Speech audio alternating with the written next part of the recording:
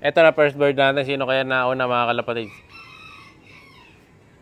Pag ito si Hinata, magpapahinga si Kobe sa susunod. Ayun, si Kobe nauna mga kalapatids. Tulak natin. Siya si Idol Madla, nakakahanga, may mga hawak, gandang linyada. Ika'y inspirasyon kung bakit hanggang ngayon ako'y palaging kumakarera. Welcome back mga kalapatids dito sa Madla Love TV for today's video. Ito, abangan natin yung dalawa nating warrior, si Kobe saka si Hinata. So, nung nakaraan, nagsabay sila mga kalapatids, kung maalala nyo sa last video natin. Sabay silang dumating, nag-abot sa Ares. So, nag-speed sila ng 1-1 plus. Pero hindi nila naabot yung 1-2 na speedan. No? So, nagsabay kasi. Di ko alam kung paano sila nagkita. Dahil sabay na sabay silang lumanding dito mga kalapatids. So, sana ngayon, may isang mauna sa kanila. No? Pero titingnan natin, sana mabilis ang uwi nilang dalawa ngayon mga kalapatids. So, ito yung forecast natin for today. Kasi sa forecast, kailangan natin mag-abang-abang. Ayan, nakabukas na rin yung loop natin. Nakapwesto na kami. Si Madlato, nakapwesto na. Ako nakapwesto na. Waiting na lang tayo doon sa dalawang ibon natin, mga kalapatids. And then, mamaya, magtotos ako dyan sa may north. No? So, dahil paghahanda para doon sa kabilang lab na mag-start sa, ano yata yun? Sa katapusan yata ng February. So, sasali tayo doon. Yung mga tinitrain natin na grisel, saka yung ibang mga off-color natin dito sa likod. So titingnan natin kung sila na ba yung mga may posibilidad na pumalit kay Kobe Jr. natin mga kalapatids, dahil in search na tayo ngayon na magiging kapalit niya kasi hindi na siya ganun kabilis no? Kaya namimili na ako talaga ng matutuli natin mga warriors dito. So kaya pinagtototos na natin. Ito iba natin mga bataan dito. Lahat halos to itotos ko yung mga may potential na maging kasunod ng edad nila para makahanap na tayo ng kapalit ni Kobe Jr. Siya mapahinga na, gawin na natin siyang breeder. Kasi ano na rin naman siya, 16 times winner na siya. So dito, maaari tayong pumili sa mga yan. Ang dami naman natin ibon dito kaya pwedeng may makapalit siya. Ito yung mga grisel natin dito, mga speedbird din yan mga kalapatids. Yan, yung mga bata, puro speedbird din lahat yan.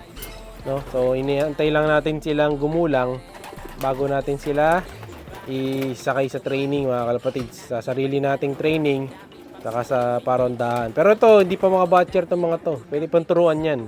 Kaya yung iba, mga nagchat-chat sa akin, nag-aaral ng speedbird, ito pwede itong mga to dahil hindi pa sila natuturuan. Ano pa lang sila, isang araw pa lang sila nag-viewing kahapon, so day 2 mamaya. Tapos, yan, dahil wala ng hangin, pwede natin pawalan yung tatlong pinawalan natin noong nakaraan. Kasi pinawalan na natin nakaraan yung kaso kahapon. Lakas ng hangin kahapon hindi pwedeng pawalan kahapon. Magbababay sila pag pinawalan natin kahapon. No? So baka mamaya na lang, depende sa hangin. Pero ngayon wala naman Okay, so alright ang hangin today. So anong date na ba? So ayan, Wednesday ngayon. So siguro pwede natin tapusin yung week na to. Tapos next week, pwede na tayo mag-tape ng kalahati sa likod. Ayan, so para mabilis na matapos. Dahil may mga young birds na ulit ako mga bago doon na ililipat natin dito sa kabila. So ito, focus na tayo sa abang mga kalapatids. Medyo gumaganda na yung panahon dito. Dito madilim, dito maliwanag. Ito na yata, may first bird na yata tayo mga kalapatids. Sa atin kaya to? Sa kanila. Nauna yung kanila mga kalapatids sa kapitbahay. Kala ko sa atin no? Pero doon kasi yung tumbok. Pero hindi ko alam kung saan galing yung ibon nila. Baka south. Parang south training mga kalapatids. Kasi dito nang galing Dapat dito galing yun. Kita na niya dito sa kanila sa mga kawad ng kuryente. Wala pa. Force alarm. Time check. 7:52. Gandang linyada, ika'y inspirasyon kung bakit hanggang ngayon ako'y palaging kumakarera. Ito na first bird natin. Sino kaya nauna mga kalapatids? Pag ito si Hinata, magpapahinga si Kobe sa susunod. Ayun, si Kobe nauna mga kalapatids. Tulak natin. Ayan. Medyo late na naman si Kobe mga kalapatids, no? Kaya kailangan na talaga natin siya ng in search for na tayo sa kanya. For replacement. Uy. Wag siya pa-retire na talaga tong bata natin. Pasok boy. Okay. So 1-0. Waiting na lang tayo dun sa isa pa. Si Hinata. Nasaan na kaya? Kasi kanina sabi ko kay Madlato, kapag ka nauna si Hinata, kay Kobe ngayon, hindi na natin siya sasakay sa susunod. Pero nauna pa siya eh. So sasakay pa natin siya. So, isa pa. Bigyan pa natin siya ng isang chance. Pero isa susunod, hindi ko sure kung ihahabol pa natin siya doon. Pero pwede rin. Tingnan natin mga kalapatids. Anong date na ba? So 5. So malapit na rin pala mag-start yun sa kabila dahil last week yun, siguro mga 20. So, meron pa tayong 2 weeks para mag-prepare, para maghagis-hagis pa unti-unti, para mahabol natin yung mga hinahagis natin. So abangan nyo sa next video natin yung pag-toss ng mga warriors namin na isasakay. So wait lang natin si Hinata. Eto na si Hinata sa wakas. Nasaan na? Umiikot na yan, oh. Hindi na sumulpot eh. Nakita ko sa kabila. Eto na siya. Late si Hinata. Halos 5 minutes pagitan nila. Iwo, pasok! Pumasok, kailangan pa itulak. Yeah. Iwo, pasok na. Pasok na boy, girl. Yan. O mamaya magtotos tayo. Pipiliin namin yung mga totos dito. Halos ang mga may totos dyan is yung mga off color, yung grisel. Pero yung puti di pa pwede, bata pa yun. O ayun na yung warrior natin mga kalapatids. Late siya.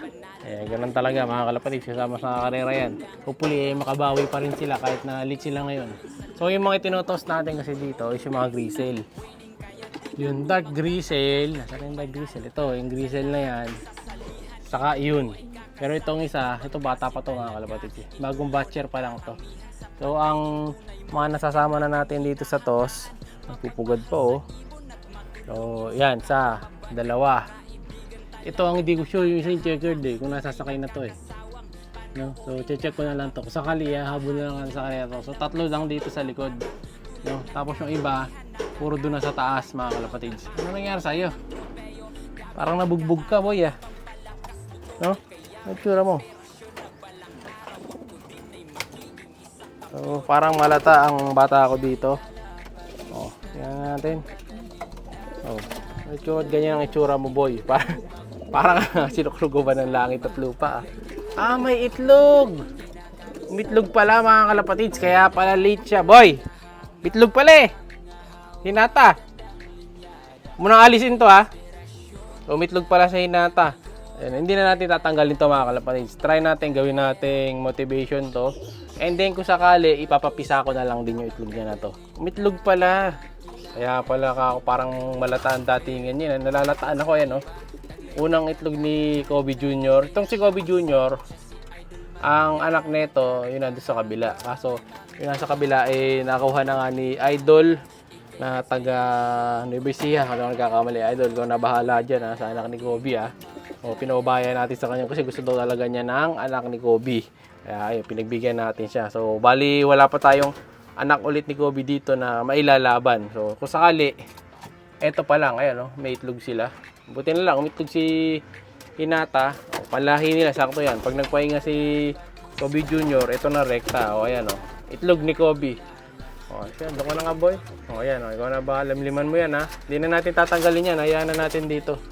Hindi naman siguro yan mababasag.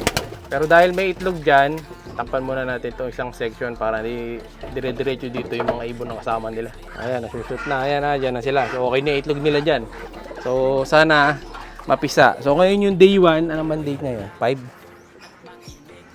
Time check. Tama, 5 ngayon. So, kung sakali, ang second egg niyan is bukas 6. So, mapipisa to halos sa katapusan ng February. So, tingnan natin. Sana may habol. So, magpapatukan muna ako mga kalapatids dahil alis din kami. So, comment lang palagi para makatanggap ng gift bird. Like, share, subscribe. Ingat! Siya'y kalapatistang napakagaling na kinakilala.